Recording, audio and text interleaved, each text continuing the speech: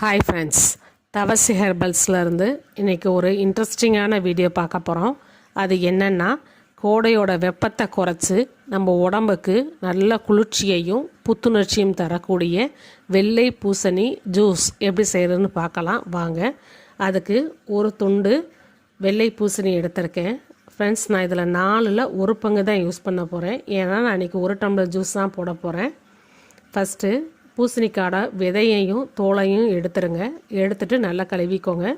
இப்போ நான் இது கூட ஒரு 20 கருவேப்பிலை போட்டிருக்கேன். கருவேப்பிலை போடணுமா போட்டுக்கலாம், இல்லாட்டினா போட பிரியம் இல்லாட்டினா போட வேண்டாம். மிக்சியில் நல்லா நைஸாக அரைச்சிக்கோங்க.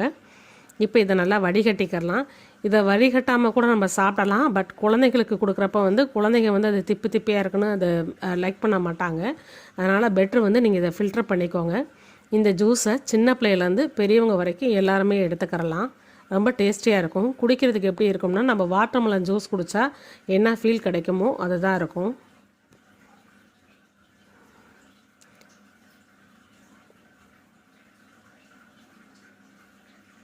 தண்ணி தாகம் வெயிலுக்கு எவ்வளோ குடித்தாலும் கண்ட்ரோலே ஆக மாட்டேது. இந்த மாதிரி நீங்கள் ஜூஸ் போட்டு குடிச்சிங்கன்னா வயிறும் ஃபில்லிங் ஆன மாதிரி இருக்கும். தண்ணி தாகமும் நமக்கு ஓரளவு கண்ட்ரோல் ஆகும். இப்போ இதை நல்லா வடிகட்டிக்கிறலாம்.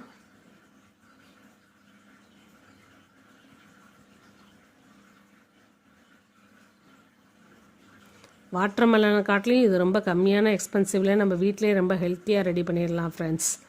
இப்போ இது கூட டேஸ்ட்டுக்காக ஒரு 1/2 லெமனை புழிஞ்சுக்கிறலாம்.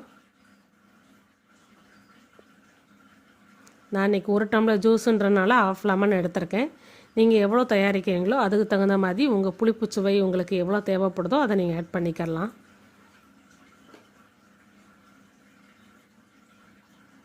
½ லெமன் ஒரு டம்ளர் ஜூஸுக்கு போதுமான அளவு. இப்போ நான் இதில் ஒரு ஸ்பூன் அளவுக்கு, ஒரு குழிக்கரண்டி அளவுக்கு நன்னாரி சிரப் சேர்த்துருக்கேன். நீங்கள் நன்னாரி சிரப் இல்லாட்டினா நாட்டு சக்கரை, தேன் இது எது வேணுமாலும் ஆட் பண்ணிக்கலாம். பட் நன்னாரி சிரப் சேர்க்குறப்ப இந்த ஜூஸ் எப்படி இருக்கணும்னா, டேஸ்ட் நம்ம வாட்டர்மெலன் ஜூஸ் குடித்த ஃபீல் அப்படியே கிடைக்கும். ரொம்ப டேஸ்டியாகவும் இருக்கும்.